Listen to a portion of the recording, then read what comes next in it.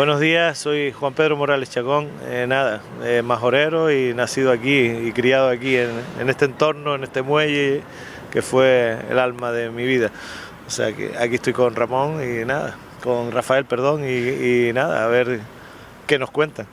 Es que, muy buenos días, es que Ramón vino a traernos el agua y los vasitos todavía los tenemos por aquí, así que agradecido, bueno, los vasos en este caso las copas. Nos encontramos aquí pues en la avenida Marítima, yo le llamo el malecón de Puerto Rosario, antiguo Puerto Cabra, y esto te trae a ti, Juan Pedro, gracias por acceder aquí a la entrevista. Vamos a hacer cortito, ¿no? Pero para que cuentes un poquito.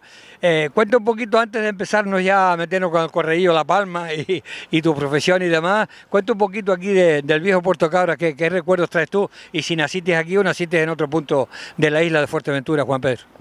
Sí, no, yo soy de Puerto Rosario y además donde estamos no estaba cuando yo íbamos desde casa. Yo soy del barrio del Carmen, de la barriada del Carmen, de la calle Clavel, entonces, luego Hermanos Machado, al lado del hospital antiguo, o sea, todos esos antiguos, o sea, que ya no se conoce. Y por aquí pasábamos, pero al lado de las Gavias para ir al Cinemarga los domingos, y esto era litoral y yo creo que era mucho más bonito, pero bueno, ese debate ya no procede. Era más bonito en el sentido de que era más original, mucho más natural, porque aquí esto era entre piedra y playa, pero era todo el litoral que llegaba hasta el Muelle Grande. El Muelle Grande era lejos para nosotros en aquella época, porque estaba el Muelle Chico y la zona del entorno de la Esplanada, ¿no? Bueno, esos son recuerdos que ya de los que vamos quedando, pues los recordamos, pero ya las nuevas generaciones lo ven en fotos, pero ya no tienen esa imagen, ¿no? Tú llegaste a ir aquí al colegio, ya era cuando todavía eras mixto, que había niños y niñas, solamente niños. ¿Te acuerdas tu primer maestro o maestra aquí en Puerto Rosario? Porque yo pensé, igual lo tienes también, sangre del norte, en este caso del Roque o del Cotillo, ¿no? Por parte de tu familia, ¿no? Sí, mis padres los dos eran del Roque, y ya después de cuando se casaron se vinieron a vivir a Puerto Cabras, Puerto de Cabras entonces. Y ya aquí nacimos todos, los 5 hermanos nacimos aquí en Puerto. Y nosotros efectivamente de pequeño, los primeros recuerdos de los primeros profesores incluso era la escuela donde está ahora mismo el hogar de ancianos, de los pensionistas. Sí. Y nosotros recuerdo de pequeño recibir los botes de leche aquellos que venían cuando la época de Holanda, de los 60, yo nací en el 62, sí. Entonces de pequeño pues nos venían la leche en polvo también, Millac y todas aquellas historias, ¿no? Entonces sí, somos quizás, soy quizás de las últimas, nuestra edad, nuestra generación, de las últimas generaciones que vivieron esa etapa. Luego ya llegó una etapa ya mucho más próspera para la isla, justo coincidiendo cuando llegó la primera potabilizadora a principios de los 70, sí. Y ahí empezó a desarrollarse ya todo el tema del turismo y fue el despegue de la isla, ¿no? ¿Cómo llegaste, por ejemplo, desde pequeñito ya el tema de la mar o el mar? ¿Se te metió ya adentro tal o fue por casualidad que estudiaste la carrera? Porque tú eres, la titulación tuya es capitán marítimo, ¿no? O capitán de la Marina Mercante. De la Marina Mercante. ¿Cómo se inició aquí? ¿Te gustó esto? ¿Saliste fuera? ¿Estaba aquí siempre enredado con los barcos? ¿Cómo fue? Explica un poquito. Es curioso porque mi familia nadie es marina. Mi abuelo había navegado en los años 30, pero una etapa más por cuestión de necesidad económica que otra cosa. Y había navegado en barcos, estuvo incluso en Inglaterra. Y yo heredé de mi abuelo, precisamente paterno, heredé lo poco que había en casa de mi abuela de barcos, que eran unas figuras hechas con crustáceos de Burgaos, lapas y cosas de esas naturales, que es muy valorado actualmente como reliquias antiguas, y eso yo tengo gracias a mi tía Maruca, que me lo dio cuando murió mi abuela como herencia, ¿no? Y lo llevo y lo tengo en casa como un tesoro. Pero bueno, ¿por qué? Pues es una circunstancia curiosa. Mi padre acaba de comprar 2 camiones, Barreiros 2 de aquella época, y me decía que ya estaban a punto de llegar, y entonces yo me asomaba, precisamente antes vimos a Juan Chocho, justo en la casa de los padres, lo que se llamaba la muralla. Estuve ayer allí y si yo llego a ver el Aida Nova enfrente justo donde yo iba a mirar todos los días, los barquitos de cabotaje pequeños, los veleros y los barcos de vapor y de motor, de cabotaje pequeño que medían 50, 60 metros de eslora, comparado hoy con el Aida Nova que llegó ayer, que tenía 337 metros, me da un infarto, si lo veo en aquella época delante justo de la muralla, ¿no? Bueno, pues yo empecé a venir a ver si venía el barco con los camiones y luego ya pues todos los días antes de ir a clase, por la mañana, por la tarde, a cada momento ya venía a ver si había llegado el barco con los camiones. Nunca vi el día que llegó el barco con los camiones, pero seguí viendo los barcos llegar, los barcos maniobrar y bueno, entre una pasión y un idilio entre la mar, los barcos y yo y ha sido mi vida toda, mi profesión y mi... Sí. No, y además, Juan Pedro, es una cosa que eso te siguió a ti ahí metido en la mente, porque luego más tarde fuiste el iniciador del libro que se publicó en el año 94, me imagino, en 1994, pero me imagino que antes eso no se hace en 3 días el libro. Habrás recopilado fotos, historias, hablar con gente y preparar todo eso, aunque otra gente apoyara como empresas particulares y también la institución, en este caso el ayuntamiento, porque coincidió un poco antes, un año antes del Bicentenario. La verdad es que también te costaría trabajo un poco recopilar cosas de datos. Desde aquí te tengo que felicitar, aunque haya pasado muchos años, pero ahí está para la historia, ¿no, Juan Pedro? Yo nunca le llamo trabajo, porque lo que hace es con ilusión y afición, y era simple altruismo, o sea, yo nunca pensé con recopilar nada para después publicar, tampoco, no era mi idea, era porque me gustaba. Yo cualquier dato que en la prensa... Hay una anécdota también curiosa que por ejemplo, en el Casino El Porvenir, mi padre era socio en aquella época, y un día descubrí que yo iba allí a ver los periódicos y si podía a escondidas recortaba algún... Más que el documental, recortaba la foto porque... Y doblaba la hojita y te la metía en el bolsillo. Yo también lo hago. Pero luego resulta que un día descubrí, no me acuerdo el nombre, pero se llevaba muy bien conmigo, me trataba muy bien, el cuarto donde ellos no tiraban nunca los periódicos, se los metían en todos los periódicos en un cuarto. Pues me pasé días y días mirando uno por uno y recortando las hojas enteras porque me dio permiso para aquello. Aquello fue como un gran descubrimiento. Y estamos justo enfrente de la Ayudantía Militar de Marina y el que era entonces comandante Marina, Germán Hernández, que ahora sigo siendo muy amigo de su hijo, que estudiaba conmigo en todo el bachiller, lo hicimos juntos, pues me permitió entrar en los archivos y entonces hice una recopilación histórica de todos los movimientos portuarios de la comandancia o de Puerto Rosario, Puerto Cabras incluso, durante muchos años para atrás. O sea, recopilé un poco el diario del puerto, cosa que desde que me empezaron a gustar los barcos yo empecé a hacer. O sea, llevaba un diario y apuntaba los barcos que venían, los barcos y después aparte el anecdotario, ¿no? Pues tal día pasó tal cosa, y ahí sí que hay muchas anécdotas y muchas cosas que luego recopilé y incrementé. Una de ellas, pues, el hundimiento del astillero Condán II, que fue todo un acontecimiento en Puerto Rosario, y cosas así, ¿no? Todos los accidentes que habían también, accidentes, naufragios o novedades, barco, la llegada del Victoria, del Regina Maris, de los primeros cruceros que por los años 70 empezaron a venir.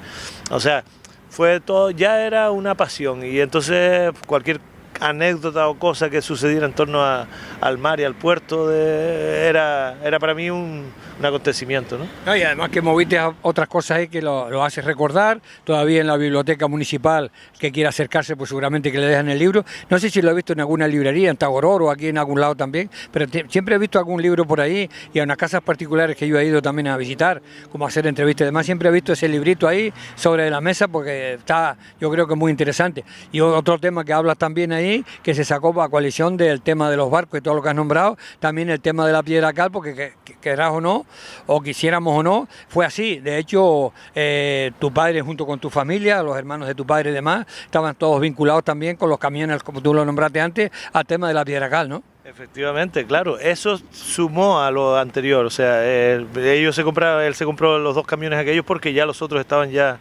empezando a estar obsoletos y porque era la exportación de la piedra cal, y mi padre tenía varios camiones y tractores, y se traía la piedra cal. Y yo desde pequeño además hacía viajes con ellos. Yo iba desde donde se sacaba la piedra cal, me recuerdo la zona de Triquibijate y toda esa zona, y veníamos al muelle, se descargaba, se embarcaba, o también se quemaban los hornos, llevaba al horno, sí. a los hornos, ¿no? Pero directamente también se embarcó mucha piedra sin quemar, ¿no? O sea, eso era la industria que había y que duró hasta el año 74, 75, fue el final de la piedra cal.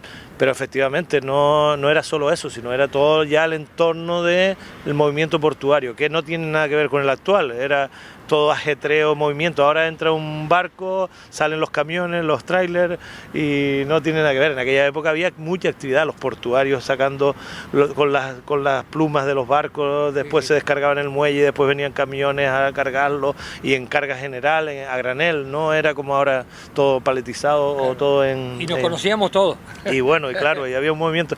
Y a mí, como era pequeño, siempre los portuarios que me conocían todos decían: ya estás aquí otra vez, no estés molestando, de chiquillo, ¿no? Pero después ya era cariñoso y ya me dejaban: cuidado, pasa por allí o pasa por allá, ten cuidado. Entonces, claro, los ibas conociendo y siempre estaba alrededor. Ya se fue uno haciendo grande y lo hacía de otra manera. Y luego, por otro lado, el libro del Muelle Chico, Recuerdos del Viejo Puerto de Cabra, ese libro fue coincidiendo con el centenario del muelle. Era el puerto... El bicentenario. No, el bicentenario fue el de la ciudad, el otro, el Puerto Cabra es Puerto del Rosario, sí, y una ciudad joven que se hizo después. Correcto. Pero el del Muelle Chico, la finalización y presentación del muelle fue en 1894, ¿no? Entonces era el centenario del Muelle Chico, y a raíz de eso el ayuntamiento habló conmigo que si quería participar, y fue curioso porque yo estaba, justo acabamos de traer el que luego se conoció más como huevo frito, el Bahía Express, el barco rápido que unía Corralejo, Playa Blanca, sobre todo Arrecife y Puerto del Carmen, ¿no? Sí. Y estaba embarcado, o sea que y entonces durante 3 meses escasos pude recopilar fotos, información, agradecer siempre he estado muy agradecido a toda la gente de Puerto que me dieron muchas fotografías, claro. Y tengo archivado, y tengo además siempre citado a las familias o las personas que lo han donado, que me las dejaron, me cedieron para publicarlo, y esas fotografías ya las conoce casi todo el mundo porque andan mucho por internet y demás, pero el origen fue la cesión de esas personas, de esas familias que nos dieron que me dieron a mí, porque el libro chico del Muelle Chico sí lo hice yo, las fotografías y el material, ¿no? Y bueno, y aparte de todo lo que yo tenía y recopilé. Ya. Muy bien, Juan Pedro, vamos a ir concluyendo ya. Cuente un poquito, primero estuviste trabajando aquí, en el huevo frito, como tú decías, en la Freolse, ¿no? Antes el Betancur. El Betancur y demás. Luego de aquí ya definitivamente tienes tu plaza en Tenerife, Santa Cruz, y estás trabajando allí y demás, pero aparte de hacer tu trabajo y todo, que no sé, ahora lo explicas un poquito, pero a continuación de explicar eso un poquito de tu trabajo, pues explica un poco también en la asociación o lo que tienes tú criado del Correillo La Palma, y así vamos finalizando, porque tampoco a la gente, a mí no me gusta meterle mucha candela, ¿sabes? Es difícil resumirlo, son muchos años. Nada, mi vida siempre estuvo vinculada a Fuerteventura y a los muelles de Puerto Rosario. Bueno, y luego ya cuando empecé profesionalmente, empecé primero en Pinillo, estuve 4 años navegando en Pinillo, luego ya empecé en Fredorsi y empecé en la línea Corralejo Playa Blanca en el Betancuri. Luego ya se trajo el Bahía Express, el Bugambilla, el Bahía Express, fui pasando por todos ellos. Y luego ya cuando el Bahía Express tenía ya los días contados, por así decirlo, ya me mandaron a la línea de Agaete Santa Cruz, y allí estuve 5 años, casi 5 años. Luego ya allí pues me ofrecieron la posibilidad de quedarme de práctico en el puerto de Santa Cruz de Tenerife, y bueno, por distintas circunstancias y razones, pues al final acepté. Y ya voy a hacer 19 años en el puerto de Santa Cruz de Tenerife como práctico, a tal punto que ya soy el práctico más antiguo de 9 que somos, ¿no? En el puerto, o sea que... Pero bueno, y ya estamos cerca de la jubilación, o sea, que, aunque no lo parezca, pero es verdad. No tenga prisa. No, dentro de 3 meses, en febrero, o 2 meses casi y poco, ya tendría el 100%, pero bueno, la idea es seguir un poco, de momento estamos bien y todavía seguir algo más, ¿no? Pero bueno, tampoco quiero eternizar porque me gusta el tema de la historia y me gustaría acabar un montón de proyectos que ¿Tienes en mente todavía? No, que tengo empezados, tengo muy desarrollados y no los he podido terminar por tiempo. Sí, sí, Por el camino, el proyecto del Correillo La Palma, efectivamente se ha creado una asociación, una fundación, ya yo creo que me conoce más la gente ya por la restauración del Correillo La Palma que por práctico, ¿no? Porque es una buena labor que estás haciendo tú junto con las instituciones y demás. Claro. Ahora mismo es importante, y no quiero extenderme mucho, pero bueno, es un... Por decir un comentario sobre el tema importante es que el proyecto de restauración del Correillo de La Palma ahora mismo está catalogado ya como el proyecto de restauración de buques históricos más importante de España, de toda España. Se está desarrollando el reglamento de buques históricos, está muy avanzado y tal es así que es posible que a principios de año sea la presentación de ese reglamento a bordo del Correillo de La Palma en Santa Cruz. Agradecer, sí, que antes que me olvide, al Cabildo de Fuerteventura, al Ayuntamiento de Puerto Rosario, a todas las personas de Fuerteventura que han colaborado con este proyecto desde el principio.